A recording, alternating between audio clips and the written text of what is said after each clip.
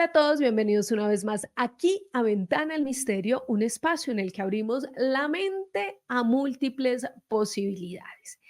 Quiero agradecerles a todos los que se toman el tiempo para dejar sus comentarios en todos los videos de Ventana al Misterio, para darle dedito arriba, para compartirlo con quienes ustedes consideren también les gusta este tipo de contenido y sobre todo a quienes se suscriben. Suscríbase a este canal, suscríbase a este canal, suscríbase a este canal, porque eso hace que esta comunidad de gente de Ventana al Misterio pues siga creciendo. Gracias, gracias, gracias de verdad por estar siempre aquí conectados.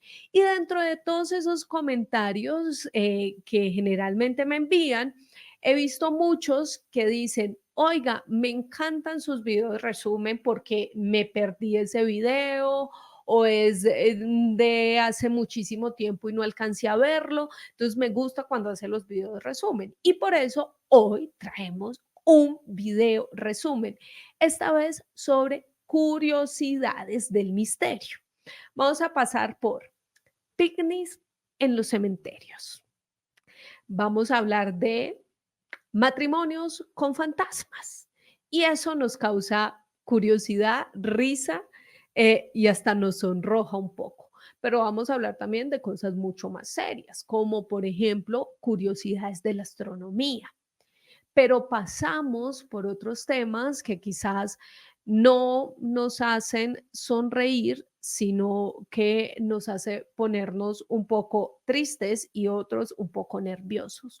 Vamos a hablar, por ejemplo, de algunos experimentos de la CIA y también vamos a hablar un poco de inteligencia artificial. Así que bienvenidos a este video resumen, quédense ahí pegados. Cuéntenme en los comentarios, por favor, cuál fue la historia de este video que más les llamó la atención y si quieren que sigamos haciendo estos videos, como les digo, aquí hacemos caso a todos los que están conectados siempre a Ventana al Misterio. A mi gente le hacemos caso aquí y hacemos lo que ustedes digan. Así que bienvenidos, aquí abrimos esta Ventana al Misterio. Vamos a los cementerios de Estados Unidos, porque allí había una tradición anteriormente bastante curiosa y era ir precisamente a estos campos santos a realizar picnic. Era como, imagínense ustedes, un domingo soleado buscando algo que hacer. Me llevo la canasta llena de sándwiches y fruticas con mi familia con los niños y me voy a parchar al picnic, de picnic al cementerio. ¿Cómo era esto y por qué la gente hacía esto tan curioso, Tania? Bueno, esto tiene una historia muy larga.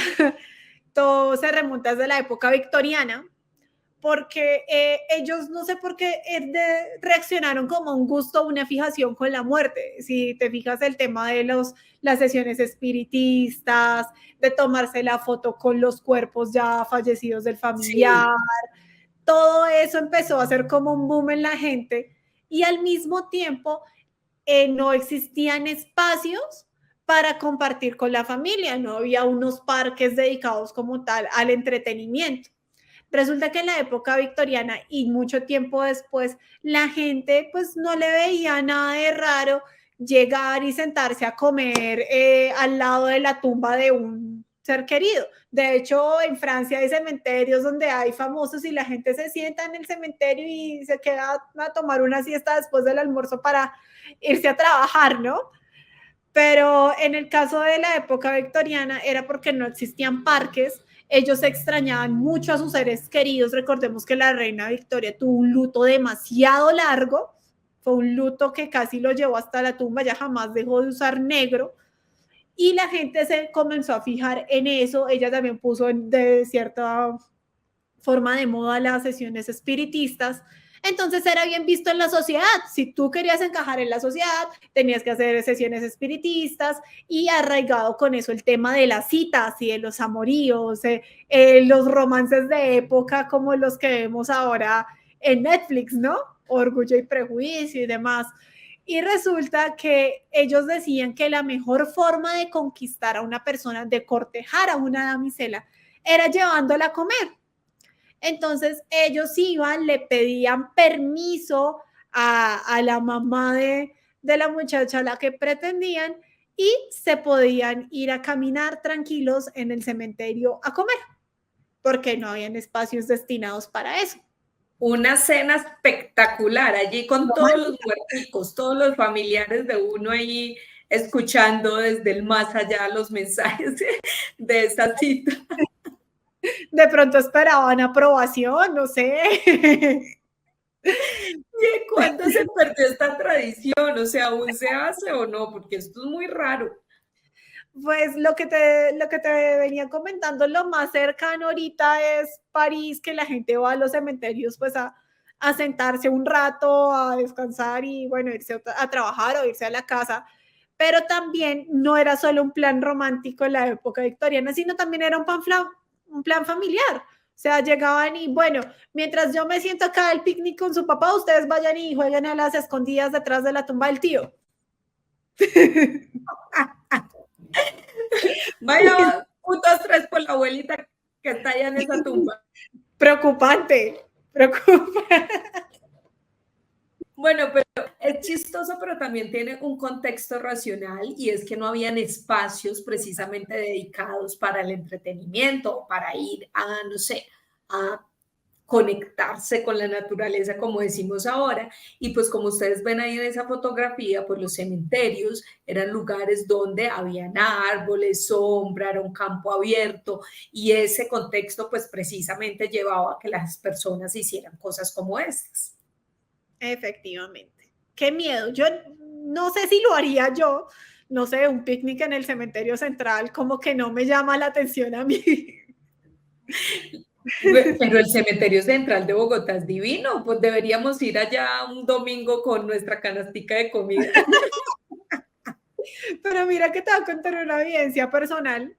Yo soy de Soacha, yo creo que muchos lo saben, yo soy de Soacha, hasta hace poquito me radico en Bogotá, pero bueno, ahí se encuentran varios de mis familiares. Entonces mi mamá, bueno, acompáñeme, mi tía, acompáñeme a arreglar la tumba de su abuelita, ponerle flores, bueno, uno las acompañaba y no había ningún problema.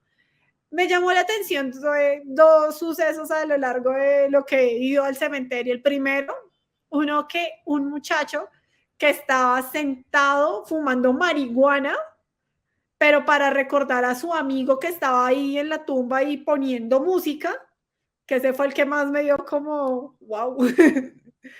Y el otro era que yo estaba con mi tía, ya habíamos terminado de arreglar la tumba de mi abuelita, cerramos todo, cuando vemos un niño corriendo. Y el niño estaba como jugando con algo, como jugando fútbol. La mamá le pegó el grito de su vida porque el niño estaba pateando un cráneo. No. El niño pero, gol. Cuando la mamá, quítese de jugar con eso, por Dios. Pero además, ¿de dónde lo sacó? Eso No es lo más curioso. No tengo idea, pero lo sacó. No, ¿qué es esto tan loco? Bueno, sí. No sé, de pronto hay osarios ahí dentro del cementerio y quedaron algunos restos por ahí, alguna tumba abierta, porque pues claro. El niño ¿dónde iba a sacar un cráneo para luego estar jugando por todo el cementerio con ella? Y de hecho el cementerio es muy antiguo, o sea, sí se presta para ese tipo de cosas, pero sí fue bastante macabro, ahí sí, recordando lo que te estoy contando con la época victoriana, pues mira. Demasiado macabra estas historias que nos está contando Tania de su vivencia en el cementerio. Pero bueno, sigamos ahora con este personaje, porque esto sí es bien loco. ¿Cómo así que este señor era un policía, una especie de detective?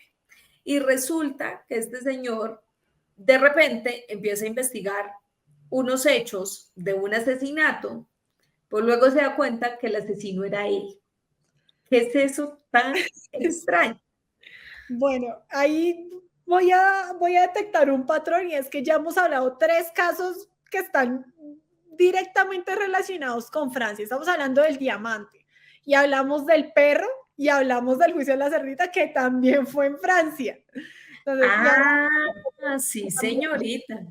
Los franceses están un poco loquillos. Extraños. Bueno, yo te cuento que eso pasó en el siglo XIX. Este hombre, Robert Ledru, era el Sherlock Holmes de la época en Francia. O sea, si alguien quería que se resolviera un caso de forma inmediata, llamaban a Robert para que investigara y fuera algo totalmente efectivo. Y imagínate que a Robert Ledru lo habían llamado, el Le Havre, que era una comisaría, para que hiciera una investigación. Bueno, él había llegado una noche antes, como ocurre, descanso, el otro día me levanto, investigo, no pasa nada. Pero él se acostó a dormir y cuando por la mañana golpearon durísimo, era la policía y le dijeron, ¿se acuerda del caso que usted venía a investigar? La verdad no es tan importante porque acabaron de matar a un señor y no sabemos quién fue. Está a la orilla de la playa, está en el agua y no tengo ni idea, no sabemos los motivos, solo sabemos que era el señor André Monet, que era de mediana edad, él trabajaba en una boutique de París, pero pues como estaban en Normandía, pues no había, estaba como de vacaciones, no estaba trabajando, y él vio que había recibido un disparo. Robert se dio cuenta de eso y dijo, bueno, vamos a investigar, no hay problema, llévenme hasta donde está el cuerpo. Hicieron todas las averiguaciones, recolectaron huellas, levantaron el cuerpo de Monet. Cuando él se sentó, Robert se sentó y le dijo, vayan a la comisaría, le dijo a los investigadores, que yo ya sé quién es el asesino. Esto lo dijo cuando y empezó a tomar huellas con yeso, que era era la última tecnología de ese momento, tomar el molde con el yeso, y se dieron cuenta que no aparecía Robert después de haber dicho que él era el asesino. Lo contactaron y dijeron, tranquilos, yo voy mañana a decirles qué fue lo que pasó. Él se quedó pensando, o sea, tuvo toda la noche como para analizar el panorama, para ver las huellas. Llegó a la comisaría y le dijeron, bueno, señor Ledru, ¿quién es el asesino? Él dijo, el asesino soy yo. Todos en la policía. Sí, sí pero súper frío, dijo, yo soy el asesino. La policía empezó, ay, usted tan chistoso, no, venga, deje molestar porque esto es serio, o sea, mataron a una persona, no, esto no es de risa. Él dijo, no, es que yo no estoy diciendo mentiras, yo soy el asesino. Ellos, no, ¿cómo así que usted es el asesino? ¿En qué momento? ¿El tipo no tenía algún problema psicológico? Exacto, estaban pensando algo así. Dijo, pero usted está loco, nosotros golpeamos en su casa, lo recogimos para que usted resolviera el crimen, ¿cómo así que fue usted? Él dijo, mire, acá estas huellas son mías. Y él dijo, ¿me puedo sentar a explicarles? Ellos les dijo, bueno, sí, pues ya estaban como más asombrados porque pues, ¿quién va a autoculparse así, más un policía? Y él dijo, mire, lo que pasa es que yo soy sonámbulo. Yo soy sonámbulo, yo me soñé que me iban a robar y yo sentí algo de agua y de frío y que le había disparado a alguien. Pero pues como ya ustedes saben, ustedes me despertaron y bueno, llegamos a la escena del crimen. Me di cuenta que era yo porque en mi bolsillo tenía una pistola que le falta una bala y porque a mí me falta un dedo gordo del pie. Y las huellas, él mostró, se quitó el zapato, mostró las huellas, los moldes de yeso, y efectivamente había sido él que en su episodio de sonambulismo había asesinado a André Monet. ¡Wow! Pero claro, esta historia está muy interesante, pero imagínate lo que puede suceder en un estado de esos. Y es muy normal escuchar muchas historias de personas que en ese efecto de estar sonámbulas, pues hacen muchas cosas raras. pero que asesine a otro. ¿Y qué pasó con Robert? ¿Lo condenaron? ¿Se entregó a la policía? ¿Qué sucedió con él después de haberse encontrado él mismo como asesino de esa persona? Bueno, en ese momento la misma policía tampoco sabía qué hacer porque no lo podía dejar libre porque era sonámbulo y podía matar a otra persona, pero tampoco sentían como la necesidad de capturarlo. O sea, ellos decían es que es imposible, nosotros no podemos hacer nada. Y él mismo dijo, yo me quiero recluir. Él sí, en ese momento se quedó encerrado, lo llevaron a París, en París él volvió a contar la historia, expuso su caso, él dijo, yo soy culpable, yo maté a esa persona, y ellos dijeron, pero es que usted no lo hizo premeditado, fue porque usted estaba enfermo. Sí, no hubo una intención de asesinar a otro, claro. Claro, entonces no lo querían recluir.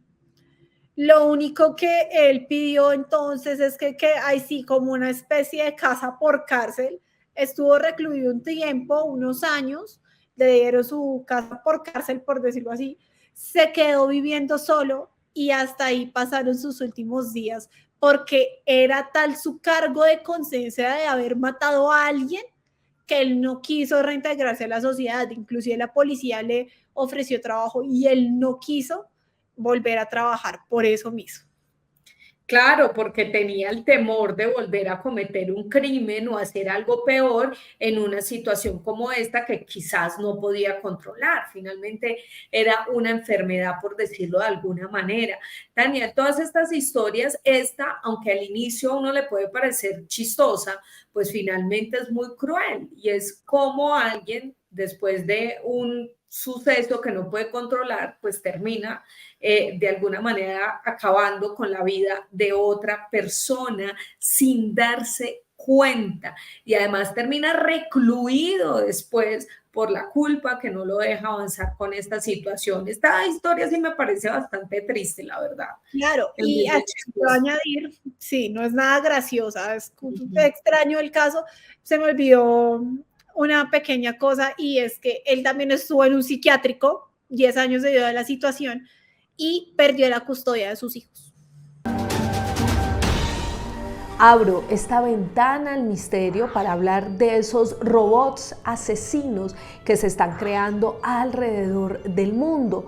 Y es que si hay algo cierto, es que la tecnología, los avances tecnológicos han cambiado nuestra vida, han cambiado la manera de relacionarnos, de comunicarnos e incluso la manera en la que trabajamos. Lo cierto es que esto suele también generar un poco de temor y es cómo a futuro los seres humanos nos vamos a comunicar con esas inteligencias artificiales. ¿Van a ser ellas quienes controlen el mundo? ¿Van a tener quizás más poder sobre los humanos? ¿O podremos nosotros de alguna manera tener el control de esas máquinas? Es algo que parece un poco descabellado, pero que ya está entre nosotros. Robots para hacer labores de la casa, para optimizar el trabajo en las oficinas e incluso robots para satisfacer el deseo sexual de las personas. Últimamente hemos hablado de esos robots creados para la guerra, para combatir. Y eso sí que genera miedo.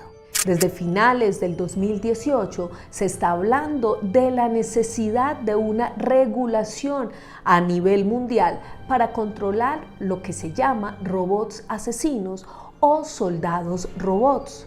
Pero ¿de qué se trata? ¿Qué son?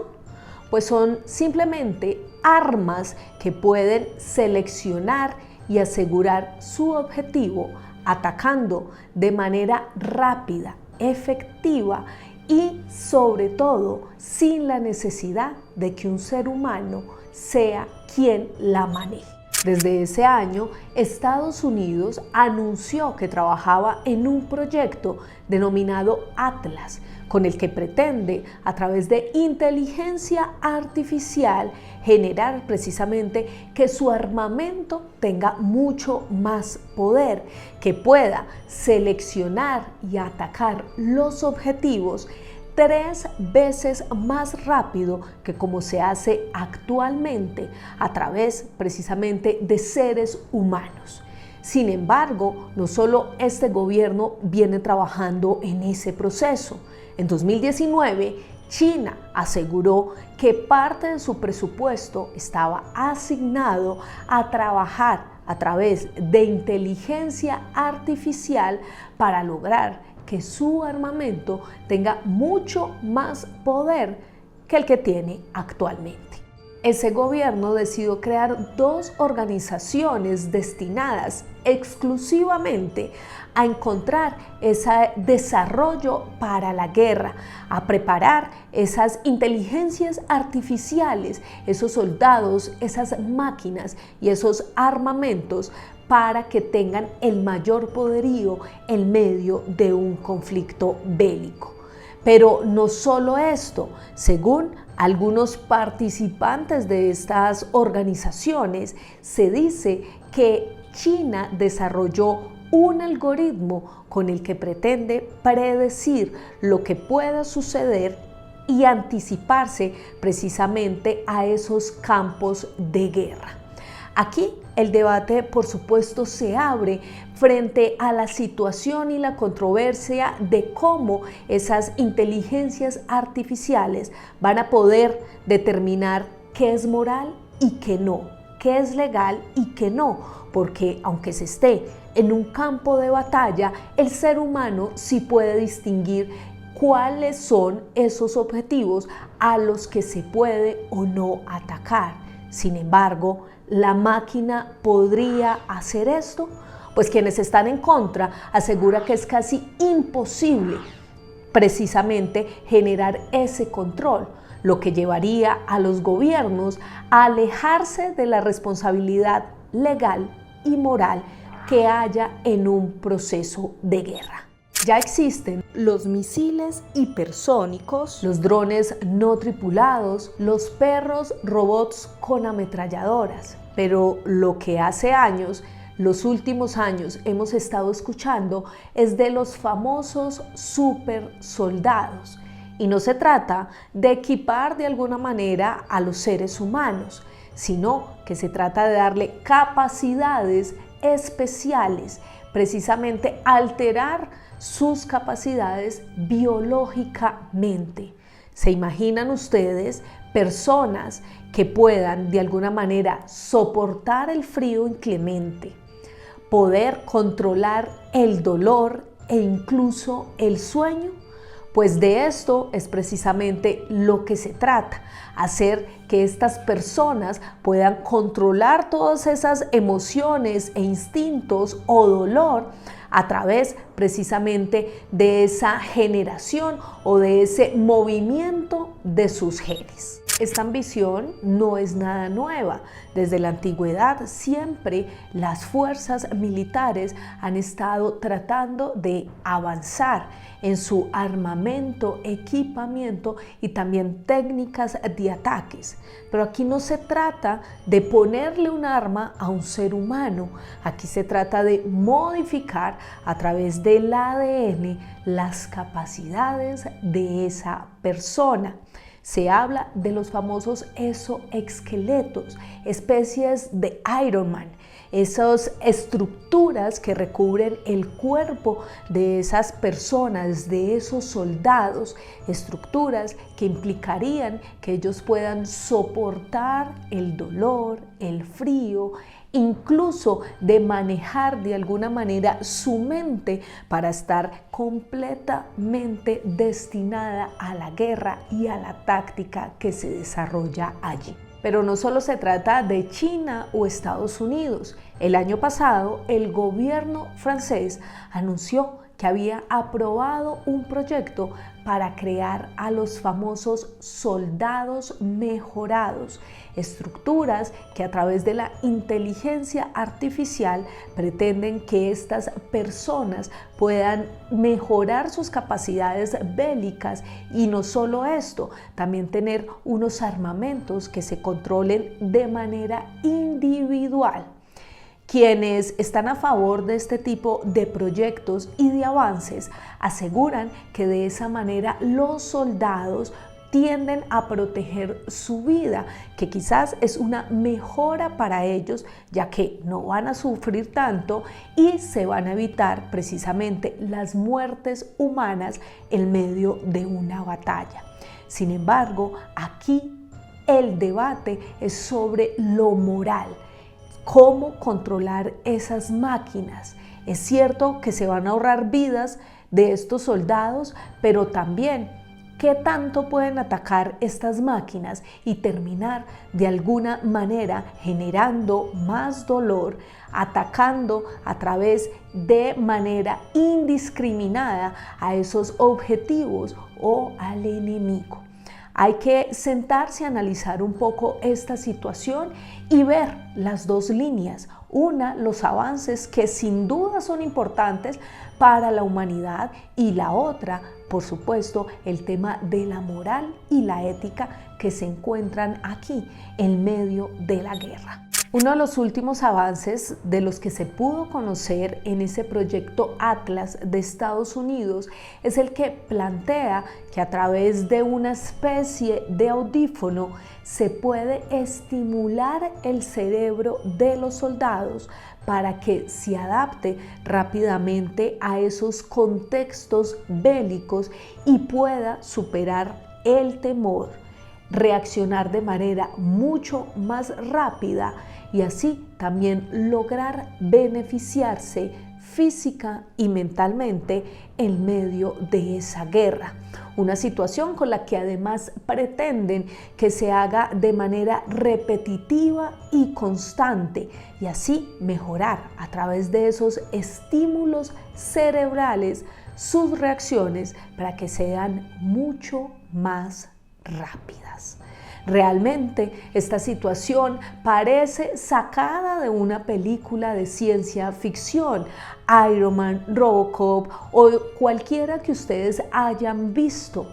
Sin embargo, como les dije al inicio, ya está entre nosotros. No sería nada extraño que en pocos meses o años salgan precisamente a la luz estos soldados modificados a través de ADN que puedan generar mucho más terror en los campos de batalla. Bueno, pues esta es la historia de Amanda Large en el Reino Unido. Yo la entrevisté, que, como bien dices, era muy fan de la película Piratas del Caribe, el personaje de Jack Sparrow y todo eso. Y esta mujer tenía cierta sensibilidad o decía que era medium y por lo tanto tenía la habilidad o la capacidad de contactar con presencias y espíritus, y conoció en estas a, según ella, el espíritu de un pirata llamado Jack, del que se enamoró perdidamente. Se enamoraron, estuvieron un tiempo de relaciones y decidieron casarse. Y se casaron, o sea, organizaron una ceremonia a la que asistieron amigos, seres queridos, familiares, se casaron, se fueron de luna de miel, digamos que vivieron un periodo muy feliz durante un tiempo. Y además, esta historia que yo seguí durante ese tiempo, de hecho yo ya la entrevisté cuando se divorció, atención, ella se divorció después al tiempo de este pirata, de este espíritu, de este fantasma, y es cuando yo fui a entrevistarla, a preguntarle que por qué se había divorciado, cómo había surgido todo esto y tal. Y ella me dijo que es que Jack era muy pendenciero, como buen pirata, y se había puesto muy tóxico, vamos, que era celoso, posesivo y que ya, pues en un momento que ya no podía más porque eso le estaba a ella provocando un malestar, ¿sabes? La estaba anulando como persona y se divorció de él también. O sea, de las mismas que se casa, se descasa. La cuestión es que ese tipo de testimonios que nos puede parecer tan raro, tan llamativo, tan excepcional, son muy comunes en mujeres sobre todo, no tanto en hombres, pero en mujeres sí. No aplica solo a fantasmas, hay mujeres que aseguran que han tenido sexo con alienígenas, con una serie de historias, ¿no? Y que seguramente la lectura que podamos hacer de este tipo de casos difiere mucho, como tú bien has dicho, en cada caso. Por ejemplo, el caso de Carla Morán, estamos hablando de un caso dramático, de un caso que no tiene que ver con una parafilia, porque ella no está enamorada del fantasma, ella lo que está es sufre una serie de ataques, no tiene nada que ver.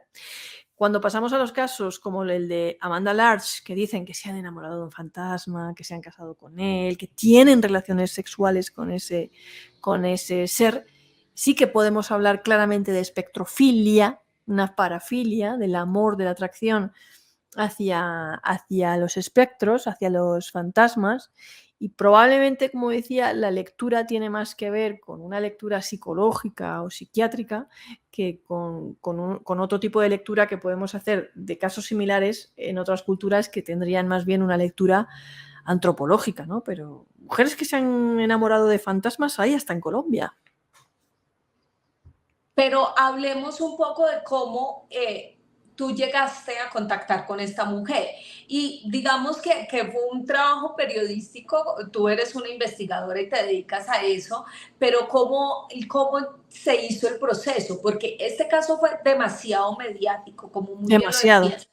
Sale esta mujer a decir que ella contacta con este espíritu, con este ser, con este ente, que además tiene una relación con él y forma además toda una fiesta, legalmente cumple algunas condiciones para que el matrimonio sea válido también, y luego se separa y vuelve otra vez el boom de la mujer que asegura que se había casado con un fantasma, pero ahora se está divorciando. ¿Cómo llega Amado Martínez a ella, Amanda?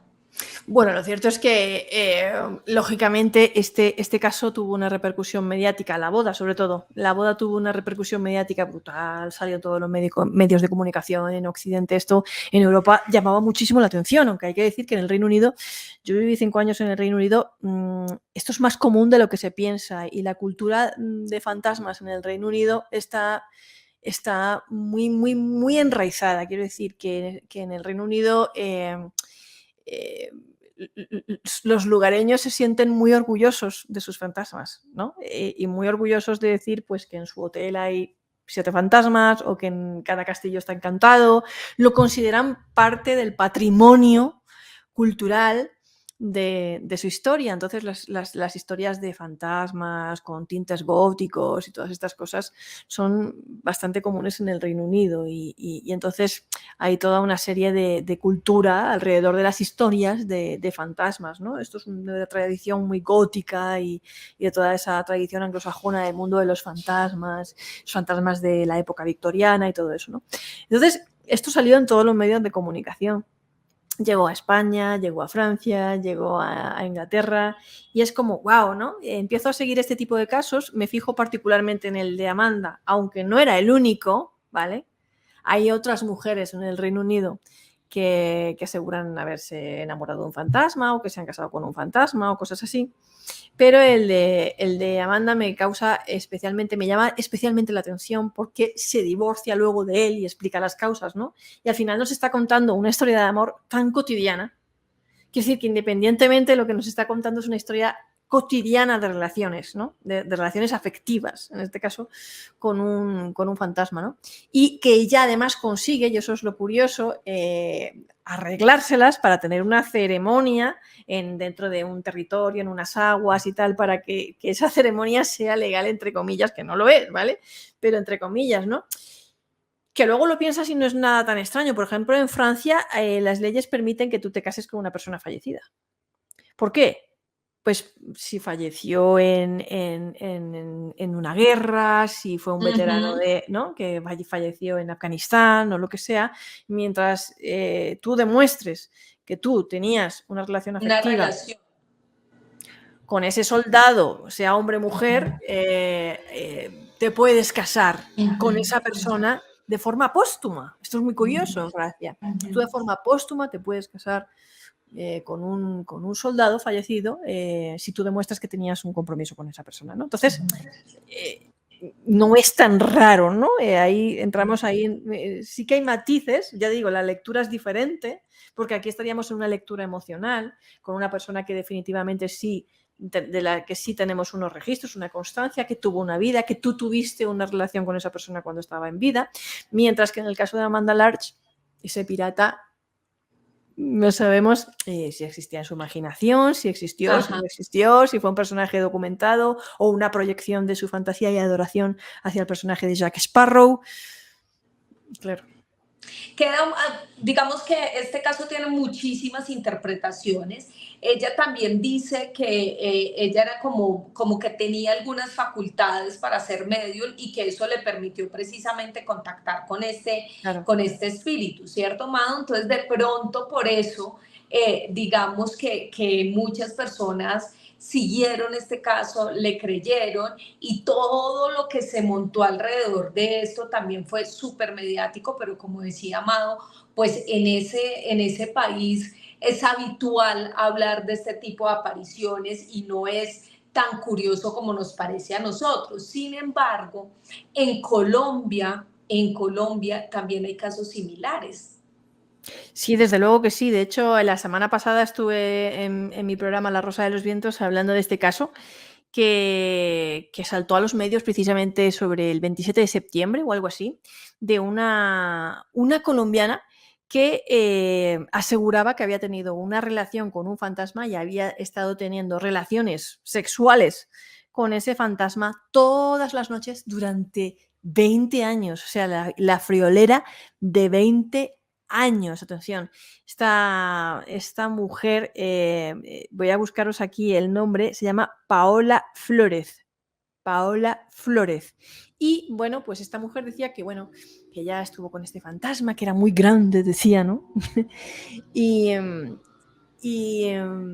no quiero saber qué es lo que era grande del fantasma, pero la cuestión es que esta es una historia muy, muy curiosa, porque fíjate, esta mujer dice que está 20 años de relaciones con un fantasma que la visita todas las noches, que no falla, que tiene sexo todas las noches con este fantasma, hasta un momento en el que ella lo ve, porque nunca lo había visto. Es decir, esta entidad, digamos que se metía en su cama todas las noches, durante 20 años.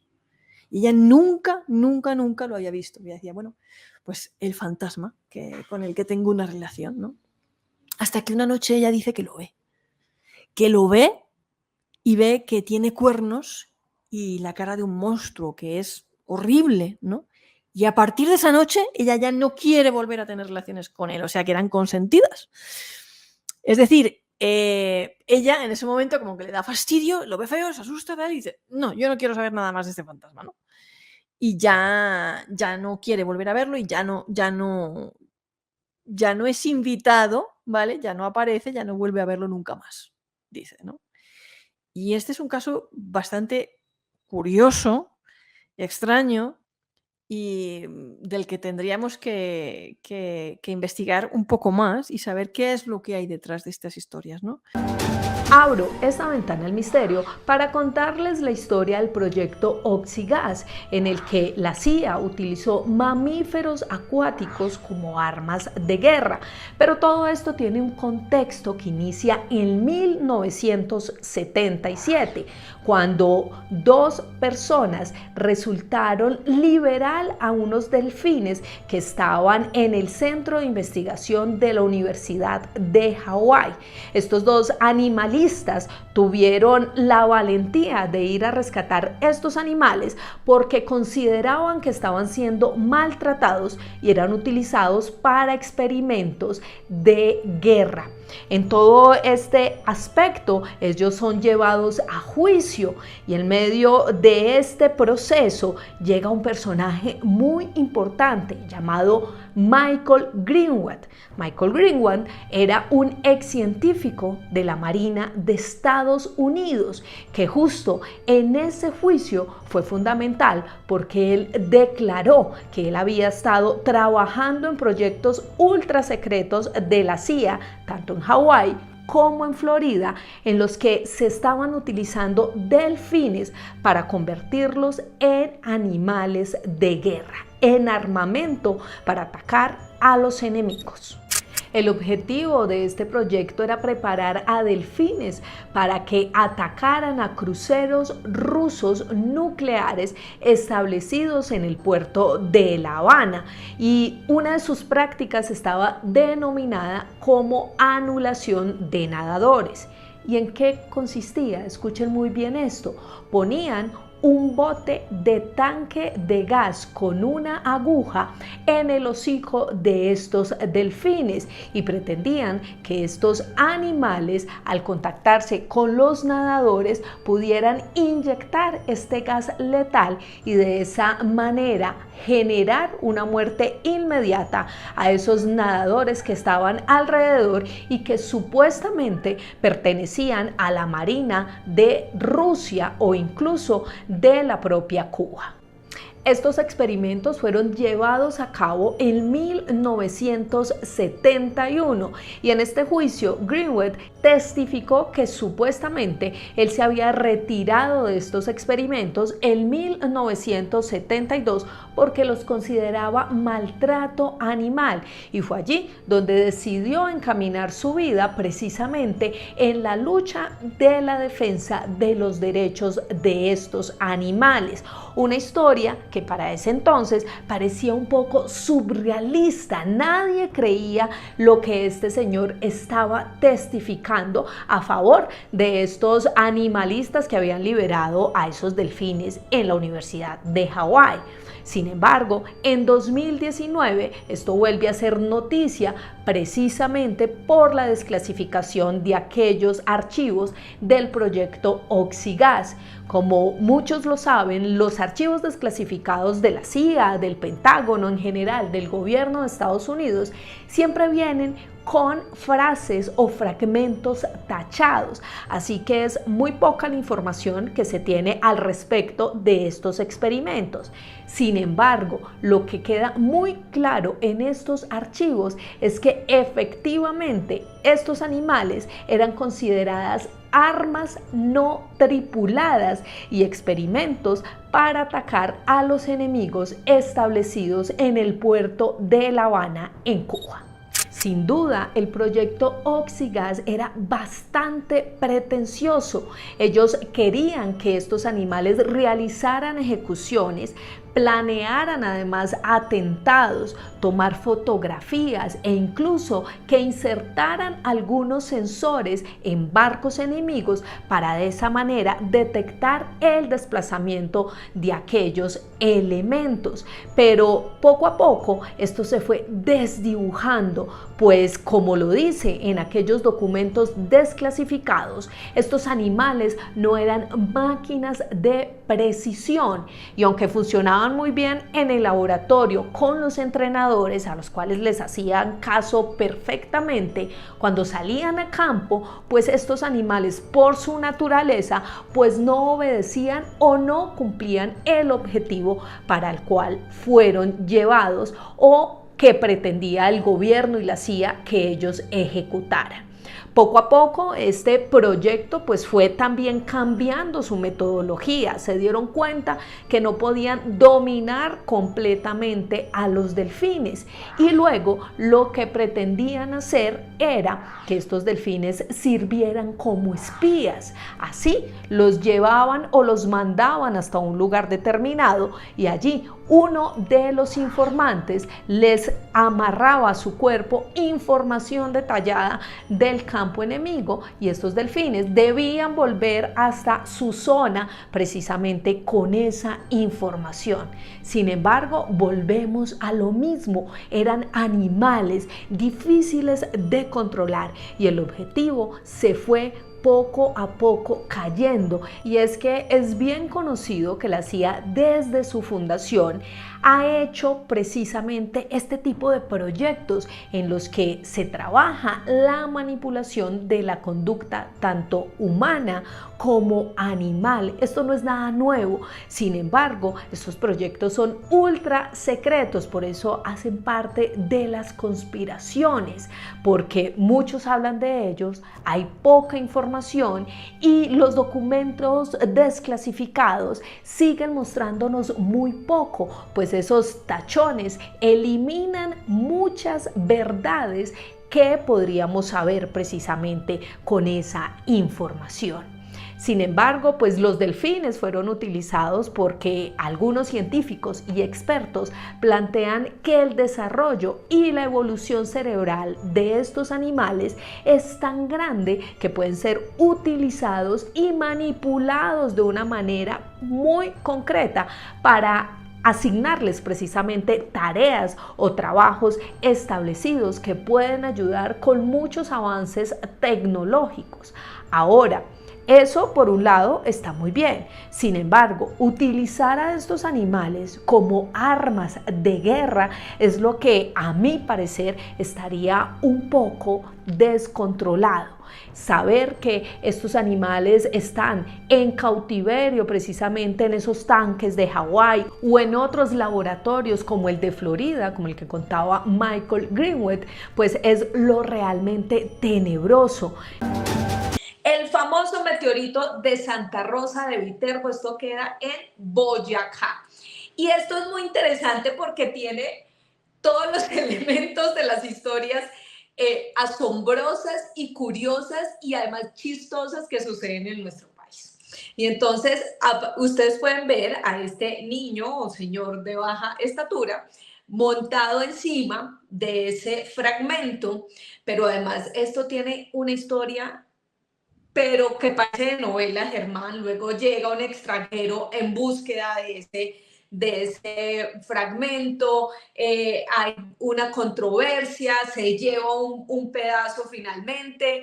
Cuéntenos de qué se trata esta historia que, como les digo, a mí realmente me parece muy curiosa porque es la típica colombianada de lo que nos sucede a nosotros aquí en este país.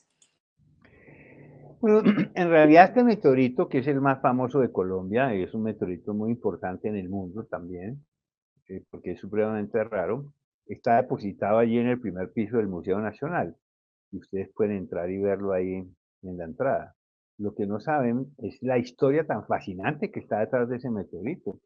Ese meteorito realmente cayó el sábado santo de 1810 en Santa Rosa de Viterbo, en una zona rural.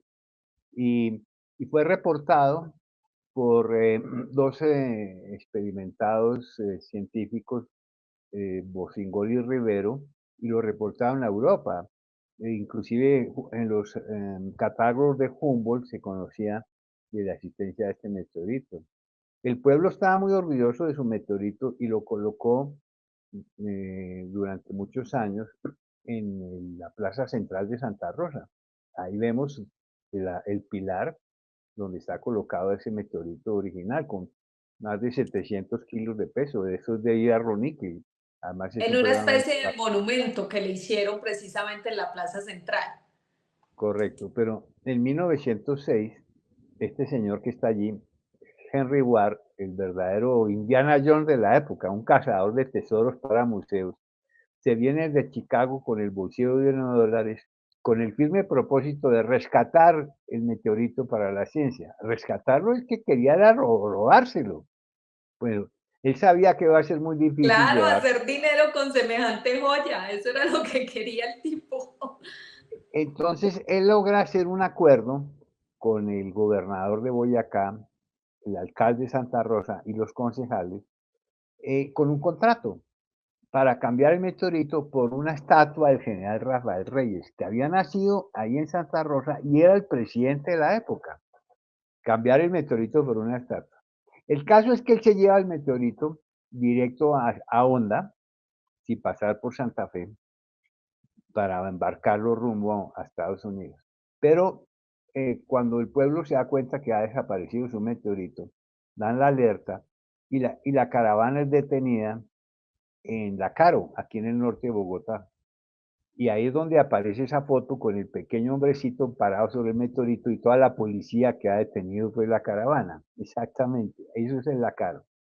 Y resulta que Ward, muy astutamente, dice, yo no me estoy robando nada, yo tengo un contrato.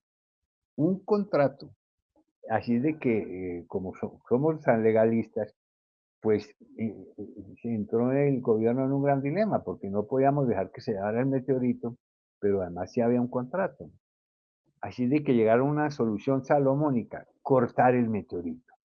Durante 15 días lo sometieron con una cizalla en la Ay, ferrería de Dios La mío. Pradera y le dan un pedazo de 150 kilos a Ward, le regalan otro meteorito más pequeño y este pedazo es el que está ahora en el Museo Nacional.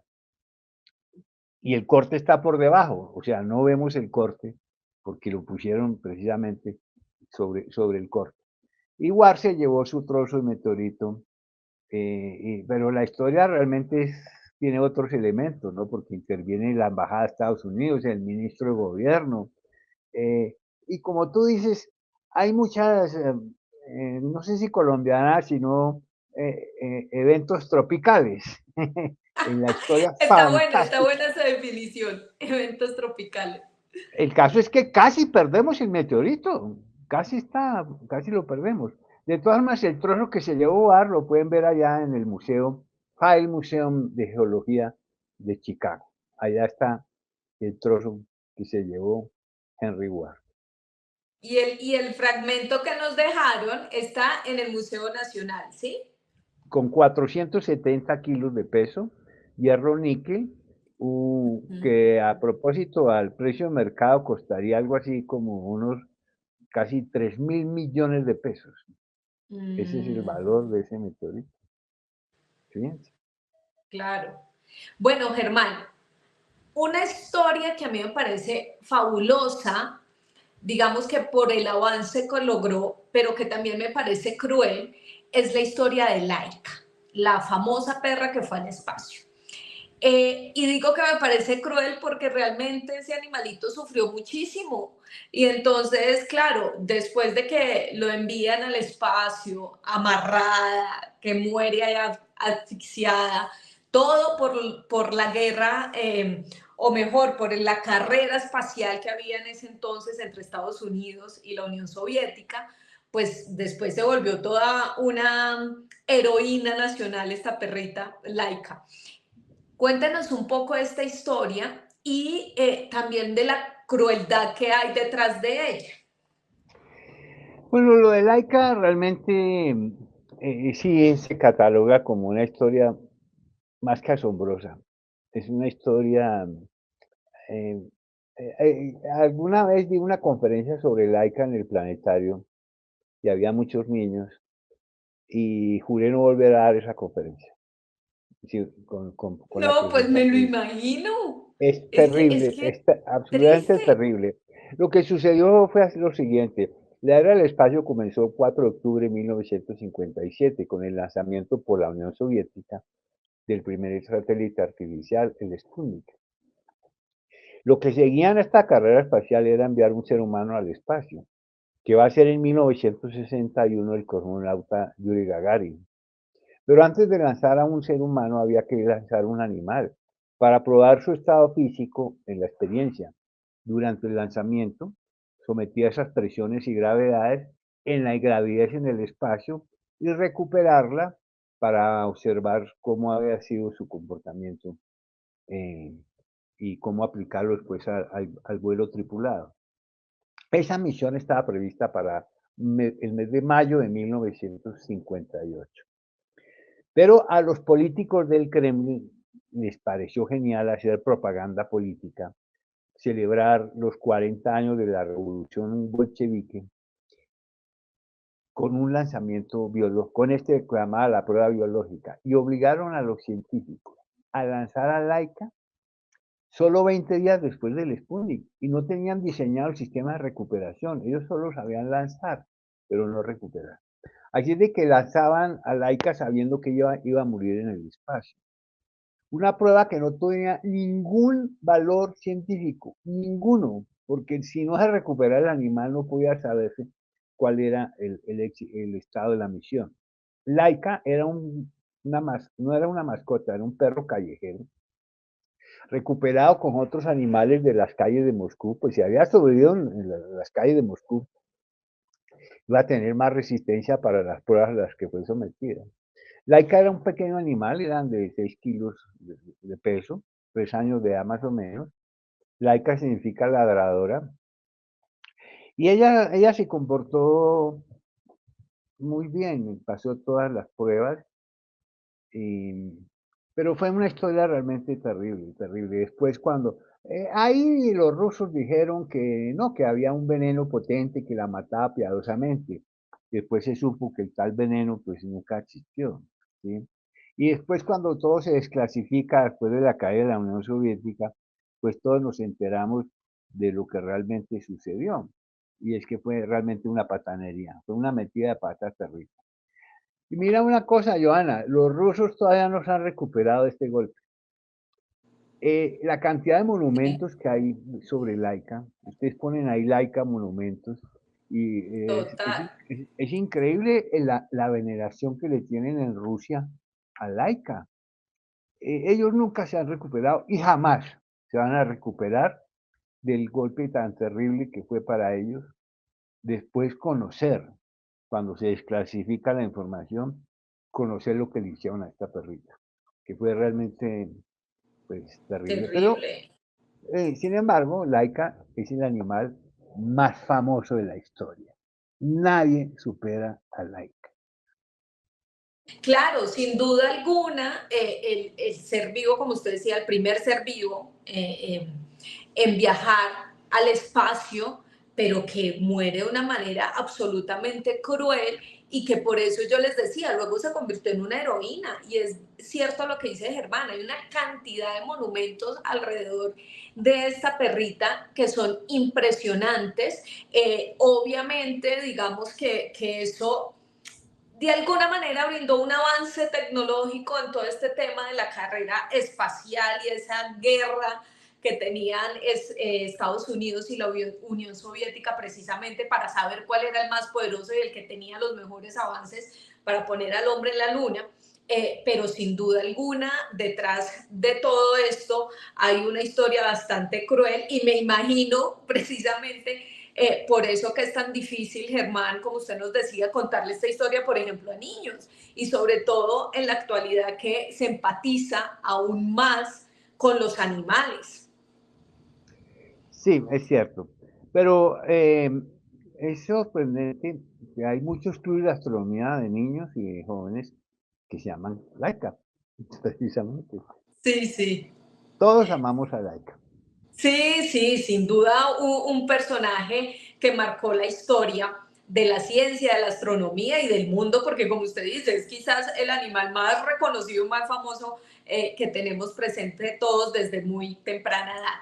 Y otra historia, yo aquí les dije, a mí me encantan las historias de las mujeres, eso siempre lo han sabido y por eso dentro de todos mis contenidos siempre trato de rescatar este tipo de historias y ella para mí es una maravilla. Esta historia es realmente impresionante. Valentina Tereshkova, que también era conocida como la famosa gaviota, porque ese fue el nombre que se le dio precisamente dentro de la misión. ¿Quién era esta mujer y por qué marcó también la historia de la astronomía, Germán? Bueno, lo de Valentina ya sí pasa de asombroso a absurdo. Es que lo que se hizo, es que eso fue en 1963. O sea, con la tecnología de la época, que era una tecnología muy mecánica, eh, se lanzó a, a Valentina como la primera mujer que va a orbitar en el espacio exterior y, y ella va a estar sola. Gagarin, a quien mencioné, y le dio una órbita a la Tierra, una sola. Valentina le va a dar 48 Sí. órbitas durante 3 días completamente sola en una cápsula soviética. Una cosa absurda. Es tan absurdo lo que hicieron, la hazaña de Valentina, que la siguiente mujer que va a ir al espacio va a ir 17 años después. Y es más, hasta la Impresionante. fecha, ninguna mujer ha ido sola al espacio, solamente Valentina Tereskova. Valentina era una muchacha humilde que viene del campo. Ella se aficiona al paracaidismo, lo cual va a ser clave, porque en aquella época las misiones no descendían con el tripulante a tierra, sino que este era expulsado a 7 kilómetros de altura y descendía en paracaídas. Imagínate, eso era una cosa extraordinaria. Y ella va finalmente a competir con otras 400 mujeres, 400, que tenían que tener ciertos requisitos, además de ser paracaidistas, tenían que tener una estatura no muy grande, poco peso, porque había que embutirse en esas cápsulas, imagínate. Claro. Eh, Finalmente ella queda finalista con otras mucho más favoritas, que eran expertas pilotos, unas mujeres salvajes, unas águilas despeinadas.